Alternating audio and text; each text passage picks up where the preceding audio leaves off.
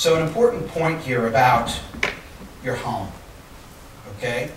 This is something a lot of people miss because they're too busy worrying about controlling the conversation to remember that what they should be controlling is the interface. And it's something that Michael Dell, by the way, they're a B2B, they sell most of their computers to businesses. He got this a long time ago, and he said, when he was talking about socializing their brand online, the first step was to add blogs and message boards in the hope that irate customers will talk to the company rather than gripe to the whole internet. If we don't do it at Dell.com, it's going to be on CNET or somewhere.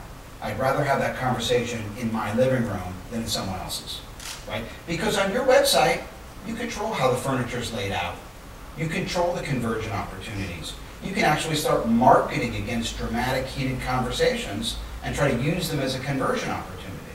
But if you're spending all your time hunting for those conversations on other sites, right, you're going to have less time and less capability to actually neutralize those opinions or bring them about.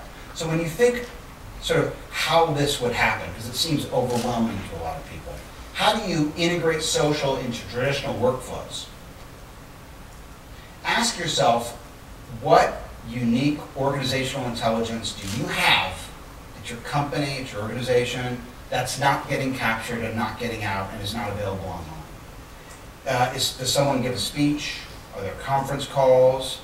Are there events that you have going down? And how can you introduce a digital recording device to pull an MP3 of that intelligence, right? If you had somebody speaking at a conference, or if you had salespeople at a trade show briefing prospective customers, could you record those pitches?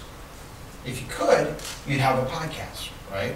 And if you could make a text transcript of that MP3, you'd have a blog post, something for people to link to. And if there was a PowerPoint that was used as part of the pitch, you'd have some content that you could share on SlideShare. And let's say it was a visual pitch. Let's say there was some visual information as part of that pitch. Something was being demonstrated, right? If you could capture that on video, you'd have something to share online as well. And the whole idea is, once you've captured that organizational intelligence, you've got something to share. And that's sort of the whole point of this, right? What information does the organization have that's not getting out through conventional channels? Here's how that works. Okay, phase one, you're going to listen. What are you going to listen with? I got a couple of free tools for you. Google Reader, right? Park all the feeds in Google Reader. And once you find good blogs, you start building lists of those blogs in Delicious, 2 free tools. Now you're ready to build your personal profile. How do you do that? When you're building your profile as an individual, you do that by commenting on relevant blogs in your space. You do that by participating as an individual on LinkedIn groups that are relevant to your space, by making friends on Twitter and on Facebook. And once you've identified the hot pockets of activity and you're ready to strike when where the iron is hot, and once you've started to make some friends, you're ready to start to socialize the organization.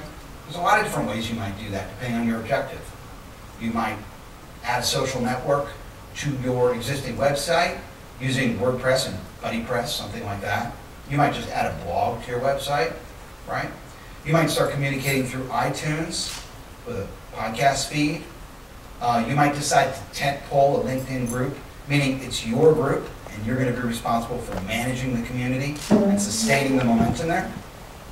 And then, of course, if you're going to sustain the budget allocation that you're getting for those initiatives, you're going to need a way to measure it and show that it's working, right? And you're going to do that with Google Analytics. You're going to do that with a product like Radian6. You might do that with a product like Hootsuite. 4 phases of social business activation. You know, a lot of people look at ROI becomes a very contentious subject in social media because they look at this screen and they say, yeah, I see we have a lot of traffic on the site, but what's the value of the site? Well, all you have to do is set up your goals and you can calculate that value. You can actually see a hard dollar number for what the value of that traffic to the site is, be it lead generation, be it e-commerce. So I've given you sort of my overview on how I believe smart organizations are approaching B2B social business, but I'm not naive enough to think that every business is going to approach this the same way.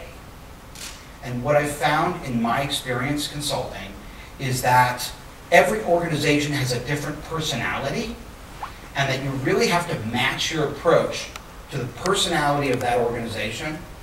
And based on my experience, I boil it down to 4 personalities. The personality of management at an organization.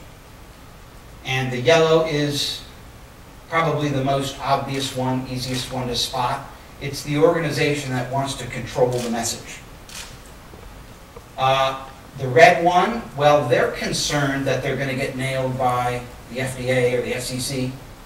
They've got to store communications for a certain amount of time, right? So they've got a different approach they're going to need to satisfy.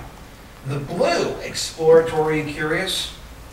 Oh, our competitors have one, we need one. Isn't this interesting? Isn't this fun? They're the dangerous ones. They're the running with scissors clients.